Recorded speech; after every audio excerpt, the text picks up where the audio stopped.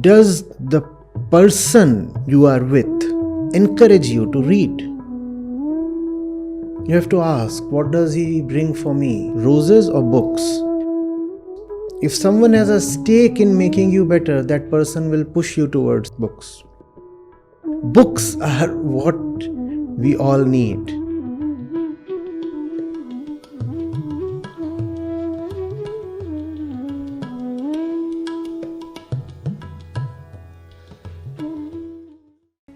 If dry bread pieces are all your fare, will salty or saltless taste really matter? If you are benumbed by slumber, can you wait for cushion or cover? Says Kabir, unique is the path of love. If you sever your head, why you shed a tear? So she is asking, does salty or saltless taste refer to one's suffering? Also, when Kabir Sahab says, sever your head, is he referring to one's suffering as well? The difference between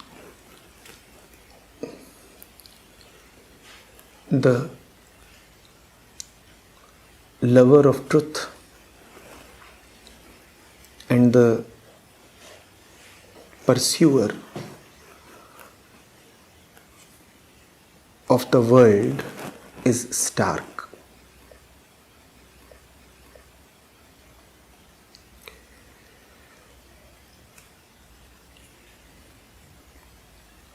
For the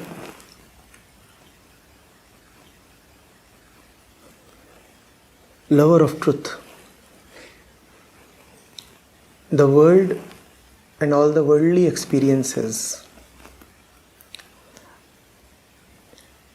are just one thing, one unit, one entity, one taste, one monolith.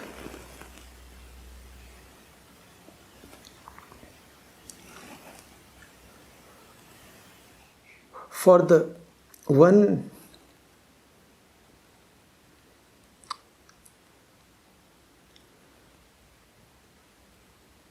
besotted by the world, chasing the world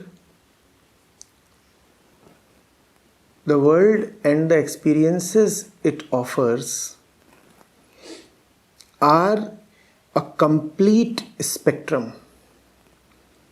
A complete spectrum holding an infinite number of distinct possibilities, an infinite number of distinct tastes.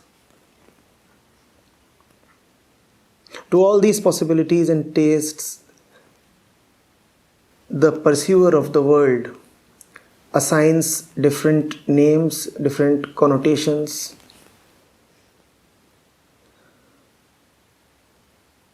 To all these names correspond different feelings.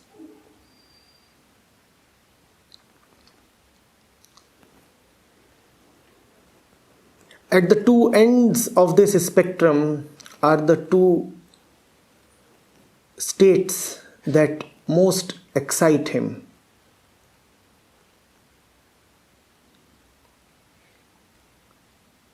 There is happiness at one end, and there is sadness at one end. And in between there are various mixtures, combinations of happiness and sadness. You go to someone who is enamored by the world and ask him, how are you feeling right now? He will have one description to offer to you. Note down that description. Go to him after a couple of hours and ask again the same question. How are you feeling now? He'll have a separate word to offer you. I'm assuming his vocabulary is rich enough to depict all his different experiential states in different and suitable words. He will offer you a different, distinct word. Go to him again when he is in a different situation, a different mood, and repeat the same question. What is the question? How are you feeling? How are you experiencing? And he will offer you a third word. Go to him 400 times, and I say that if his vocabulary is rich enough, and if language has possibilities to precisely and sharply indicate each color of man's mood and mind, then he will have 400 different words to offer you. So he remains engaged. There are 400 different possibilities, and it doesn't stop at 400. Between happiness and sadness, what is the number of points you can come to? Infinite. If I give you even this much a length in space, in how many different parts can you divide it? Infinite. It's just that you need to have a razor sharp enough. If you can have a pencil sharp enough, then you can draw an infinite number of lines between these 2 points, and these 2 points correspond to happiness and sadness. So man is always engaged. There is so much happening. There is so much to keep him busy and hopeful. An infinite number of possibilities are there. If one thing doesn't satisfy you, you feel that there is something else on offer. Life doesn't stop ever. Are you getting it? But it doesn't matter what your current state is. The dimension is always linear. The dimension is between happiness and sadness. If it is required to point out your state, it can always be depicted as alpha H plus beta S, where beta is equal to 1 minus alpha. You get this? It is so silly. It is so predictable. It is so unilinear, unidimensional.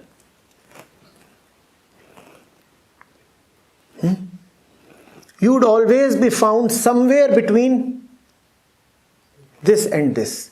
It's just that since there are infinite possibilities between this and this, so you keep feeling as if you have arrived at a new place. Whereas you never arrive at any new place, the mind keeps moving between these two poles.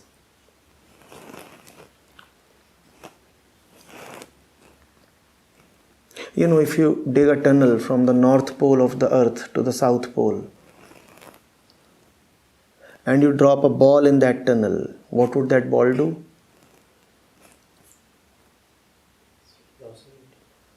The ball will keep performing simple harmonic motion in the tunnel. The north pole is happiness, the south pole is sadness. The ball is the mind.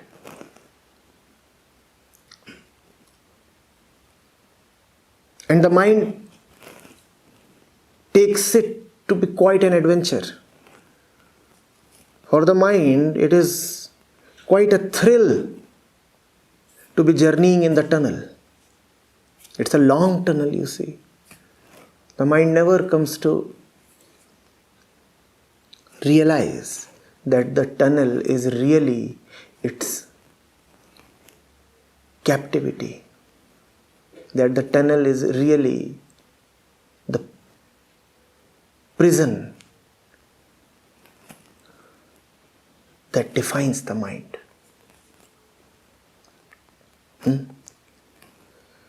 So the mind is never really bored. How many points are there between North Pole and South Pole? Well, if there are an infinite number of points between even these two fingers, then between North Pole and South Pole, obviously, the number of points is just beyond any count. Mind keeps feeling thrilled. Mind keeps saying, well, something new is happening in life. I just moved to a new point, a different point. What the mind doesn't realize is that it's the same axis, same dimension.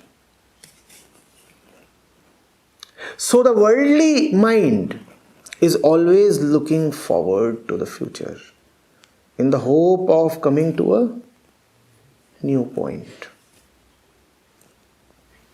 In the mind of the worldly man, the world is a diverse place in which there are certain good things and there are certain bad things. The role of human life, the purpose of human life is to get more and more of the good things and avoid more and more of the bad things. You go to a common man and he will admit, if he is honest, that this is the purpose of his life. There are some good things, they are all found on the North Pole. And there are some really evil things and they are all found towards the South Pole. And then what is the purpose of life?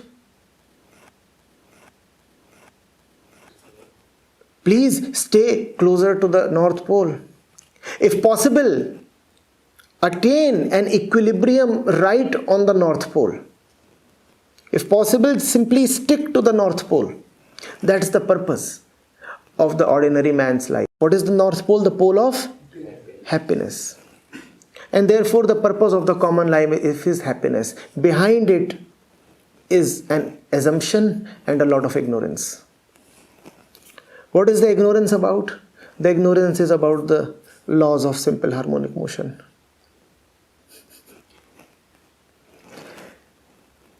If you go north, you will have to go south.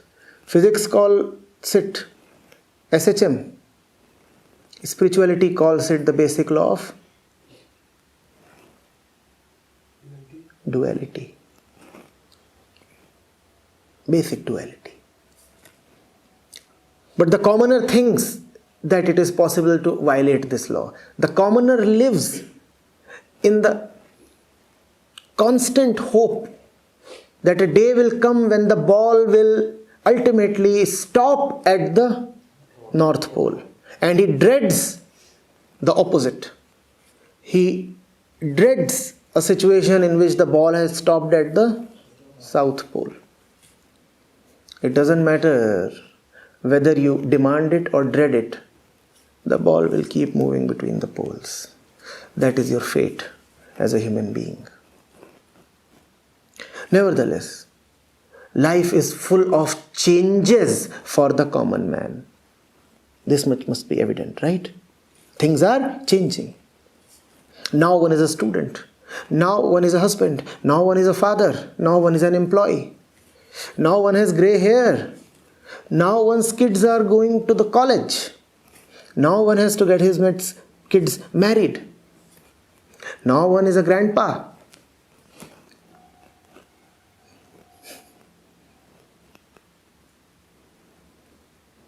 Now one is booking a slot for himself in the graveyard.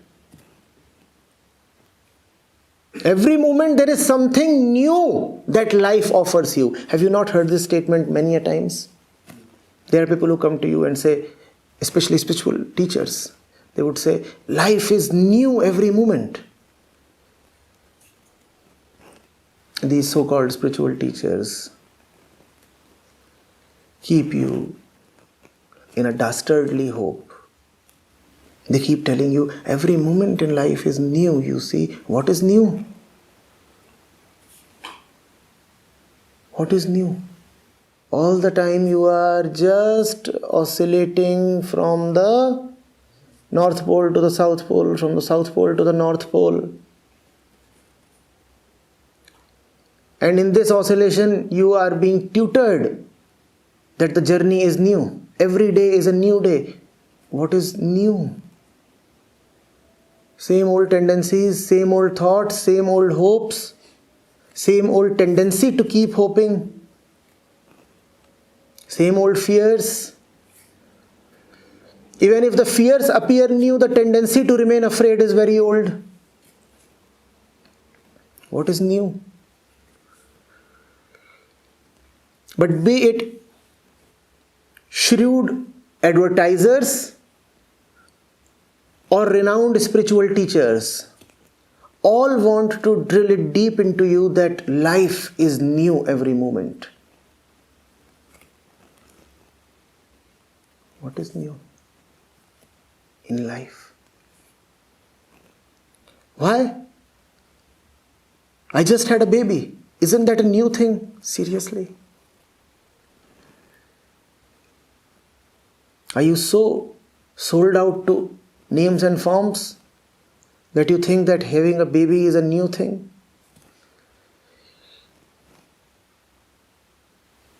Look seriously into it and you will see that the tendency to have babies has always been there. The baby might have appeared in a physical form right now, but you have always been a mother. And you have always been a father. The body itself is the mother and the body itself is the father. When have you not been a mother? Is it the first time that something is attracting you? Is it the first time you are so excited about a new arrival?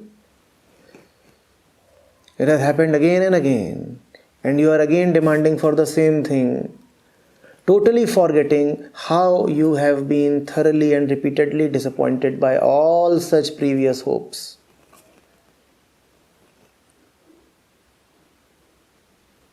But you want to try once again. Have you no care or love for yourself? But anyway, that's the common average life. To keep thinking that one day something new will happen. वो सुबह कभी तो आएगी. Waiting for that one great morning. Or if you're not waiting for that one great morning, if you say you have some worldly wisdom, then you will say, no, you don't need to wait for one great morning. Every morning is new. And that sounds so cute, so smart. One feels like buying into it. No? Every day is a new day.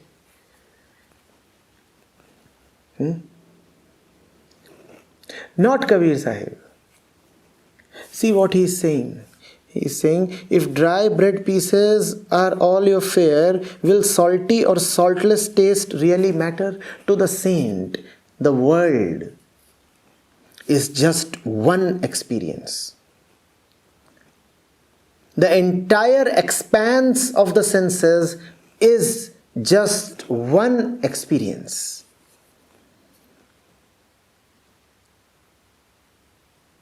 In this particular verse, Kabir Sahib says that the experience is of dry bread pieces. Dry bread pieces. That's how the world feels like to the knower or to the lover.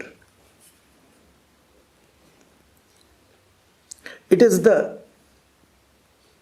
shared, common exclaim of both the realized one and the devoted one. The world is just dry bread pieces. Now, how does it matter whether the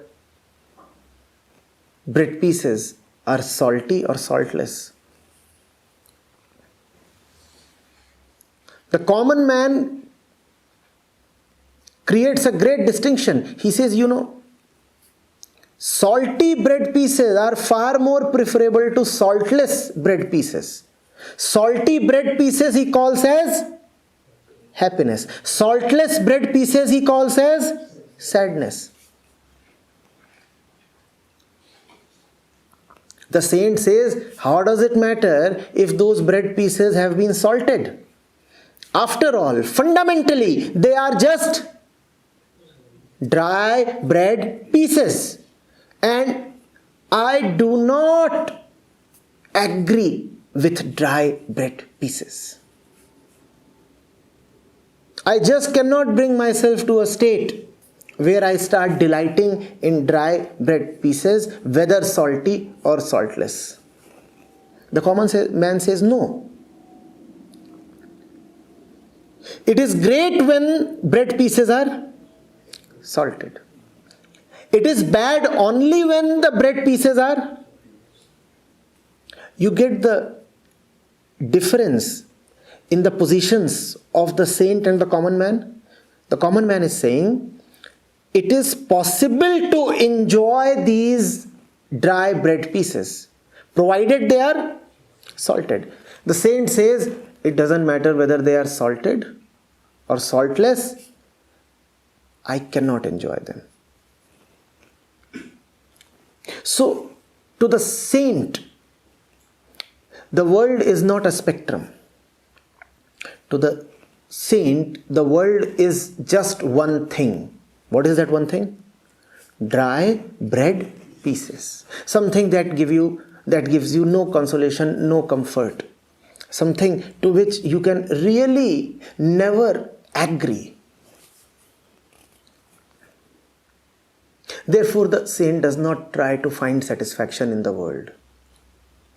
The saint has finally declared with finality, what?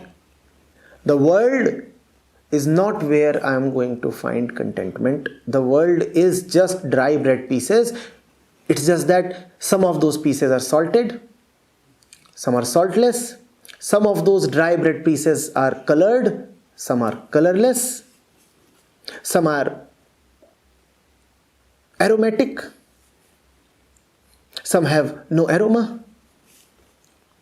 Some of them come in fancy packaging. Some of them do not even look good.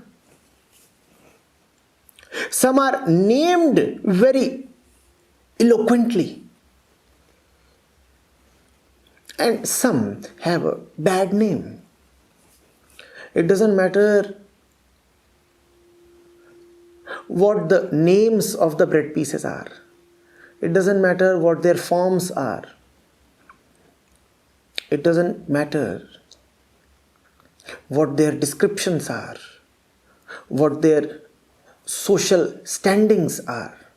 The saint says a bread piece is a bread piece, and that too a dry one. I do not like dry bread pieces. The world is just one big dry bread piece. All the diversities that are found in the world are superficial. Those diversities cannot fool me. I have come to realize that the bread in the pizza is stale. Now, will the topping change things? You have just come to see that the bread in the pizza is stale. Now, would it help if the topping is fancy and eye-catching? Would it help? The common man is taken in by the topping. The saint looks at the dry bread piece. He says this pizza has dry, stale bread. It doesn't matter whether you put a lot of salt or a lot of oregano or a lot of cheese or a lot of whatever.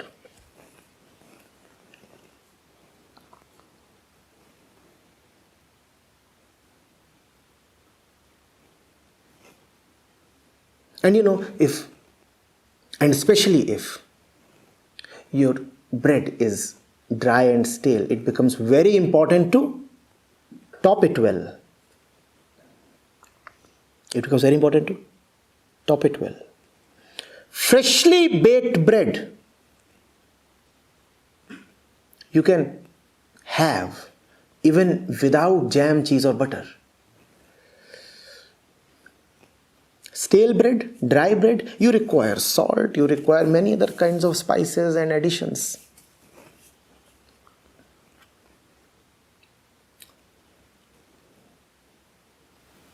Most people do not eat the pizza for the bread.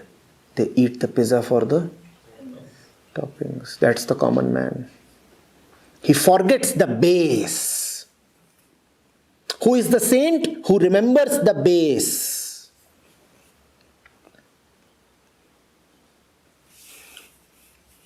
The saint remembers the base. The common man looks at the topping and sees a lot of differences. And the chef, with all his experience and wickedness, is smiling. And the customer is acting very smart in his own eyes. He says, a little bit of this and that, and add that as well. And what is the one thing that the customer is not talking of? The base. And the chef is smiling. The chef is saying, the beggar doesn't even bother to inquire whether the base has any substance. The base is totally rotten. And the customer is busy specifying the toppings. To this customer,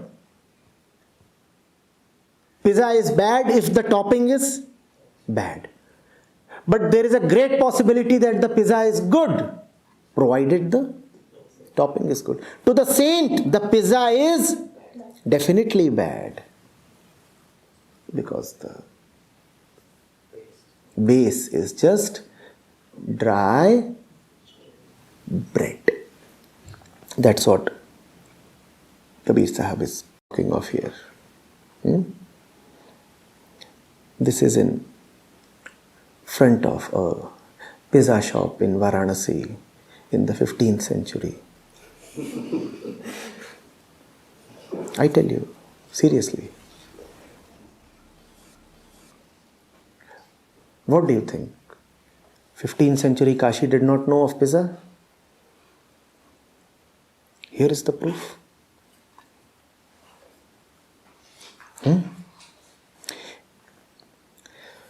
Next. If you are benumbed by slumber, can you wait for cushion or cover? If you really are desperate for that final relaxation, will you attach conditions to your sleep? Sleep here stands for relaxation. Sleep here stands for a state of consciousness in which the world is no more. Kabir Sahib here is not talking of ordinary sleep. He is using ordinary sleep as a metaphor to point at the final sleep that each of us craves for. And he says that if you are talking too much about beds, mattresses, pillows, cushions and covers, that only shows that you are still not sleepy enough. That only shows that you still have appetite left for the normal state of consciousness. That only shows that you still can be hanging around for another 30 minutes with your eyes opening into the world. You have not come to that point where you say enough is enough. I do not want the world to enter into me anymore through these eyes. These eyes must close. I want sleep right now, immediately. The world has to cease. And when you are so very sleepy, then you do get to sleep, because then you drop all your conditions against sleep. It is not that sleep is not available. Man refuses to sleep for two reasons. One, he feels there is something important in the world that is waiting for him, pending. So he says, how can I sleep? Something is yet to be done.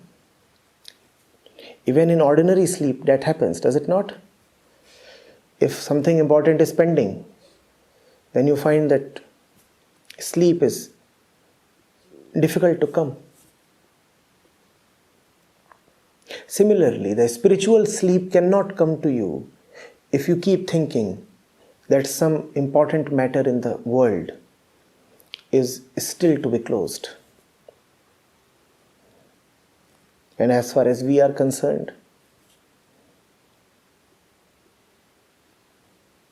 the list of important items pending in the world just keeps forever increasing. We are never going to come to a point where we may say, I am done with the world.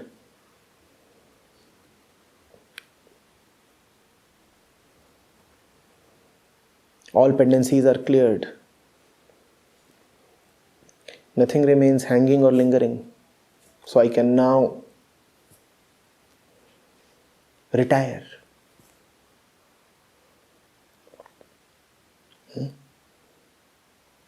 That is one reason,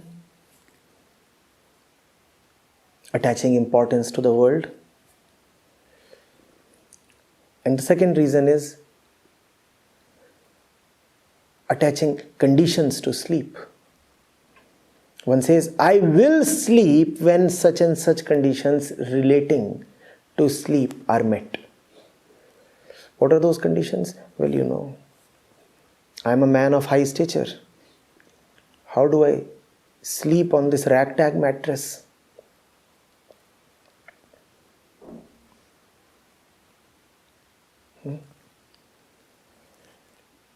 Even my liberation has to be a special liberation, because I am a special man, you see.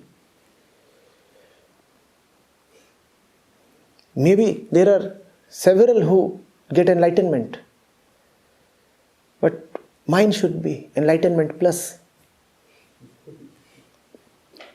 Or do you want me to identify as a commoner? So there are conditions, you see.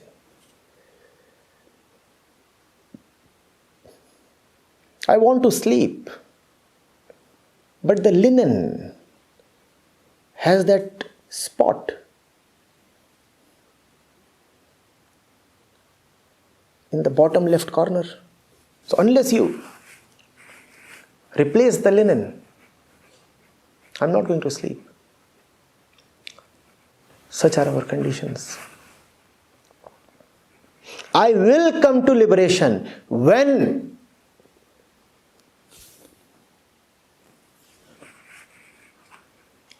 fill up the blank. And you will never be short of sentences to fill up the blank. You would never come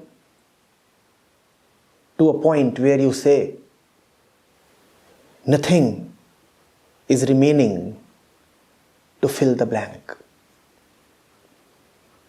I'm done with everything. There would always be some condition standing against your liberation, against your union with the beloved. And you honor that condition. You are too full of respect towards the world. You do not look at the world as just a dry bread piece. To you, the world stands as something very appealing.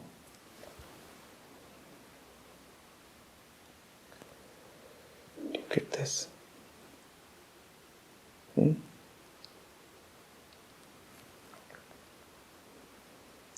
What is the attitude of the saint towards the world?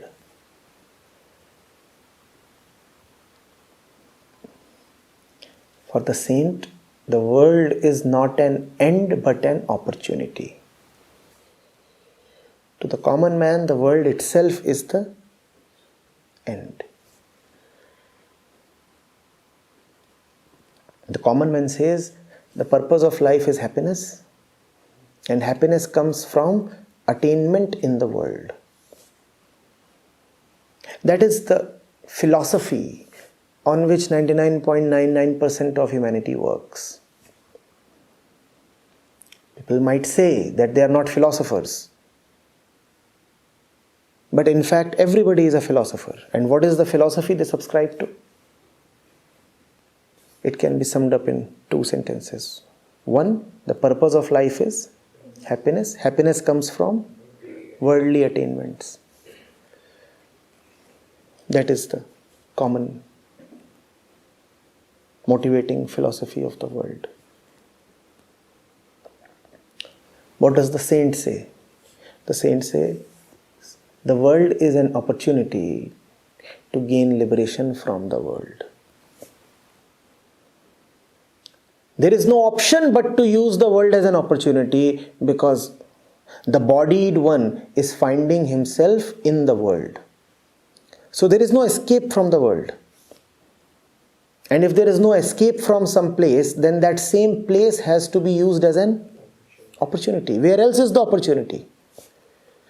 If the embodied being finds himself in the world, then the possibility of liberation from the world too must be where he is. And where is he? In the world. Therefore, he uses the world as an opportunity. He searches for opportunities. This is the world.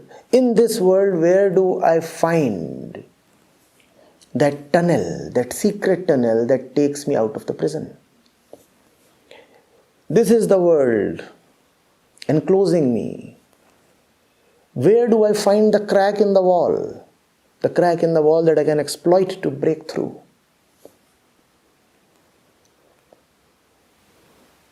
That is the attitude of the saint. He too looks carefully at the world, but not to get happiness, but to get liberation. The common man looks carefully at the world, searching for opportunities for happiness. The saint looks even more carefully at the world, searching for opportunities for liberation. That is the difference. The common man looks for happiness without realizing the dual nature of happiness, without realizing that the ball is performing a simple harmonic motion between happiness and sadness. The common man knows neither physics nor the metaphysical.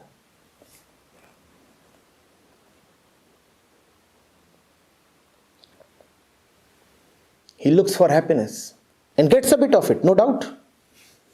Sometimes the ball is indeed at the North Pole or close to the North Pole. Sometimes it is it not?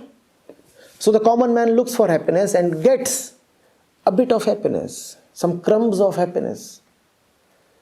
But along with the happiness that he gets an equal share of sadness, and then he feels both puzzled and motivated.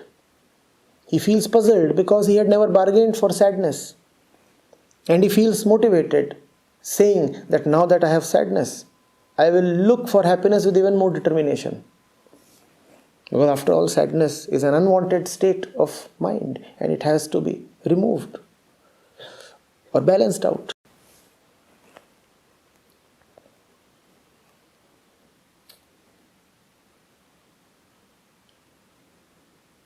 The common man faces defeat in what he wants. The saint succeeds in what he wants. The saint succeeds because he is wanting something that is fundamentally different from what the common man wants. You too can win this great war, provided you look for the right kind of victory. The victory in this war is a word that begins with L, not with H. The victory in the war called life is not happiness, but liberation.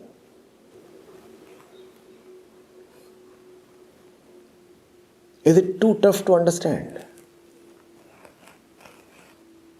Yes? कहे कबीर प्रेम का मार्ग सिर देना तो रोना क्या रे. Once you have offered your head, now why do you cry?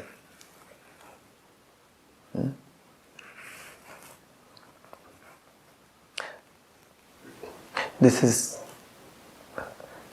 the path. This is the war in which you are fighting against your own head. There is no enemy outside of you.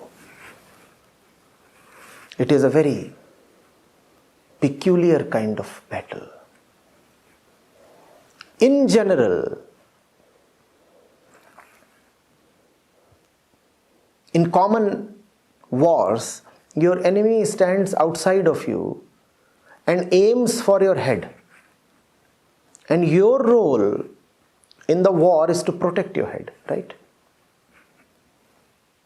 That's how a common war or battle proceeds, does it not? The enemy is outside of you and he is gunning for your head. And what are you trying to do? You're trying to protect your head. The real war called life proceeds, we said, a little peculiarly. How does it proceed?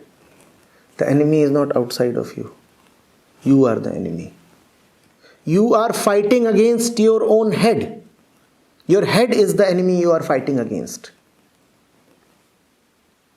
To save itself, your head keeps on misguiding you by telling you that the enemy is outside of you. The head must save itself. So the head gives you fake information. Like one usually gives to the enemy. What kind of information do you give to your enemy? True, genuine, fake information. Now your head being your enemy, it gives you fake information. What does it tell you? It tells you the enemy is there. 47.5 degrees to your right at a distance of 3.82 meters. And if you are not careful enough, not discreet enough, then you will be fooled by your head and you will start aiming for the enemy, assuming that the enemy is outside of you, and somebody here keeps smiling. Yes, keep shooting wherever you want to, but you will never shoot at the real enemy. Who is the real enemy? The one you consider your friend. The one you consider not only your friend but are actually very closely identified with your head. Your head will not tell you who your real enemy is. Your head will never tell you who your real enemy is, because your head itself is the real enemy. Now, why do you rely on your head to determine your friends and foes? How wise is that? You are still trying to comprehend me through your head? Many of you are.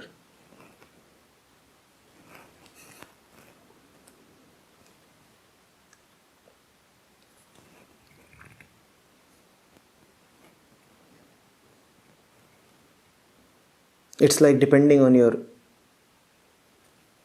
born enemy, sworn enemy, to know where your welfare lies.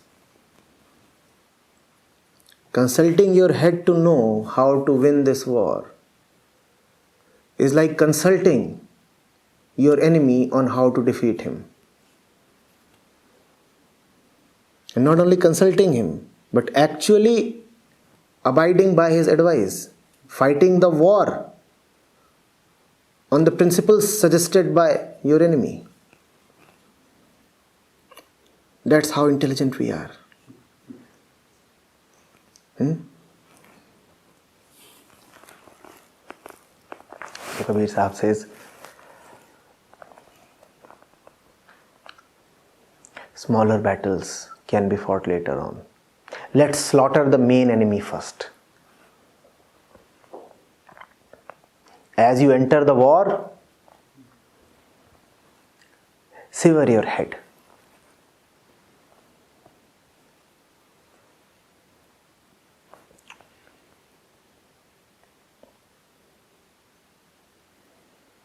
The commander-in-chief of the enemy forces has been killed.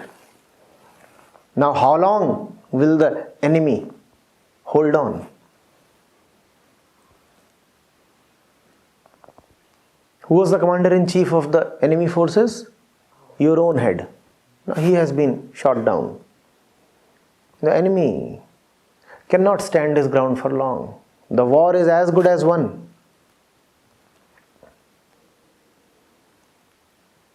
So for all the lovers of truth and peace, Kabir Sahib has just one simple advice.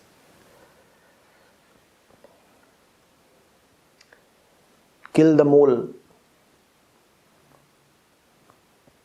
There is a spy in your ranks.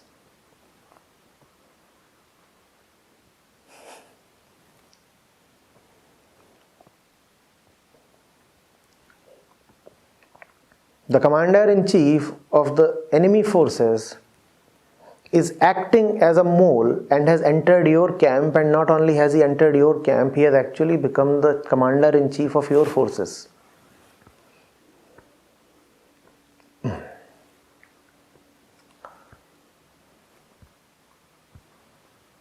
And you are so hopeful.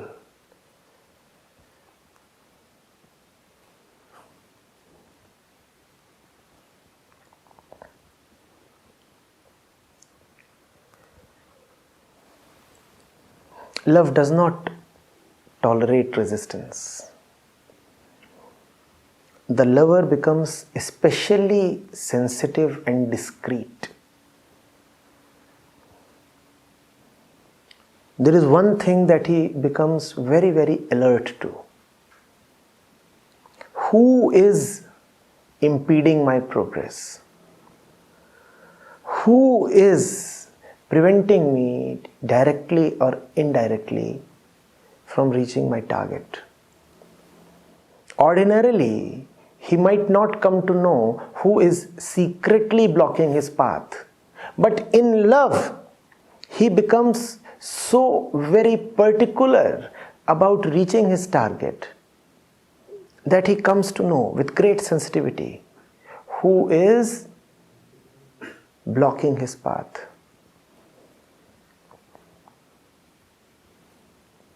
Getting it?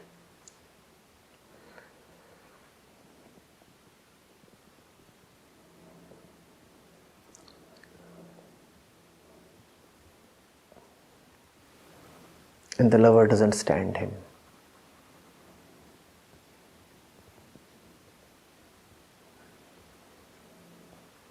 the lover has no sympathy for him. The lover is not divided. The lover's devotion is totally concentrated on the one, on the beloved. So anybody who even obliquely or partially blocks, prevents, resists, impedes the lover's movement is bound to be slaughtered.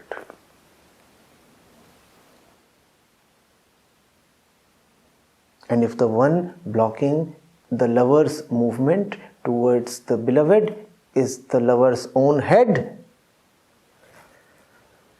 then too bad for the head. Gone.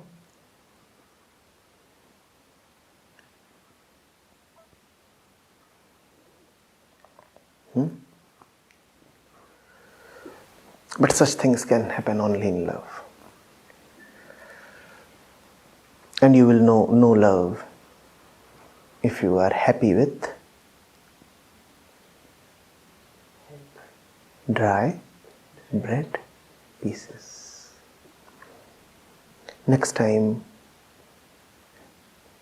do bother to check the pizza base. The eyes usually fail to see a few things. Senses deceive, don't they?